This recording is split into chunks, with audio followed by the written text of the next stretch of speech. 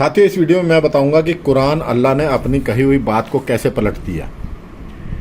पहले मैंने आपको बताया था कि जैसे कुरान में कई जगह कहा गया है कि अल्लाह सब जानने वाला है, सब कुछ जानता है, बनाने वाला है, और अल्लाह की कही हुई बात को कोई नहीं टाल सकता, और जो अल्लाह ने लिख दिया है वही होता है।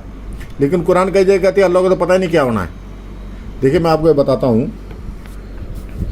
ये देखिए, सूरा अल अनफाल, सूरा नंबर है 8, अल अनफाल।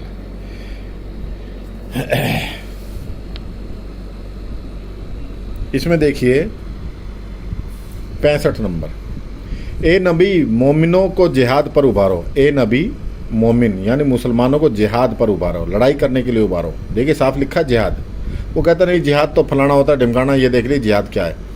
यदि तुम्हारे 20 आदमी जमे होंगे तो वे 200 पर प्रभावी होंगे, यानी तुम 20 आदमी 200 से जीतोगे।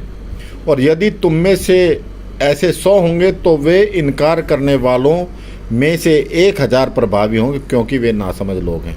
क्योंकि देखिए, इसको मैं आपको अब अच्छी तरह समझा देता हूँ। ए नबी मोमिनों को जिहाद पर उभारो, मुसलमानों से कहो जिहाद करो। और यदि वे 20 आदमी होंगे तो वे 200 पर प्रभावी होंगे। यदि मुसलमान 20 होंगे तो 200 काफिरों पर जीत करेंगे। और ये तुम 100 होंगे तो वे इनकार करने वालों में से 1000 पर प्रभावी होंगे।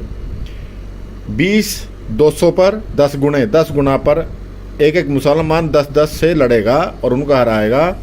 100 मुसलमान होंगे तो वो इनकार करने वालों में से 1000 पर, काफिरों में 1000 पर विजयी प्राप्त करेंगे, क्योंकि वे नासमझ लोग हैं। काफिर नासमझ लोग हैं, इसलिए ये मुसलमान जीत जाएंगे।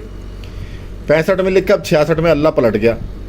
अब अल्लाह ने तुम्हारा बोझ हल्का कर दिया है और उसे मालूम हुआ है कि तुम में कुछ कमजोरी है। बहुत बड़ी बात बता रहा हूं। अब अल्लाह ने तुम्हारा बोझ हल्का कर दिया है और उसे मालूम हुआ कि तुम में कुछ कमजोरी है। तो यदि तुम्हारे 100 आदमी जमे रहने वाले होंगे तो वे 200 पर प्रभावी होंगे।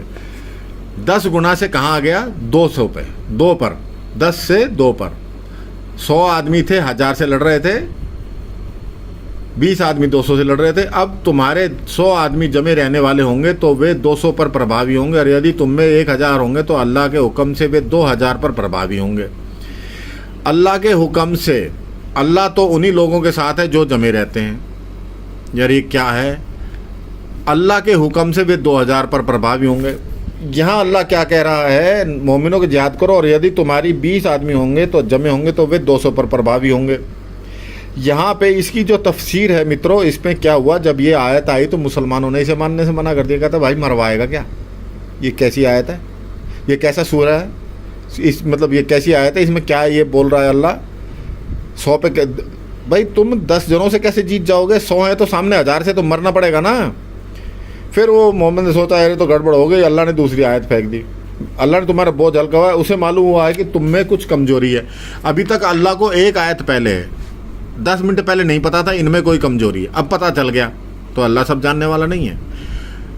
अल्लाह के हुक्म से वे 2000 पर प्रभावी होंगे। अल्लाह के हुक्म से 1000 2000 पे जीत करेंगे। किसके हुक्म से? अल्लाह के हुक्म से। तो भैया यहाँ अल्लाह के हुक्म से 100 ने 1000 पर जीत क्यों नहीं करी? 220 आदमी जमे होंगे तो 200 पर प्रभावी होंगे।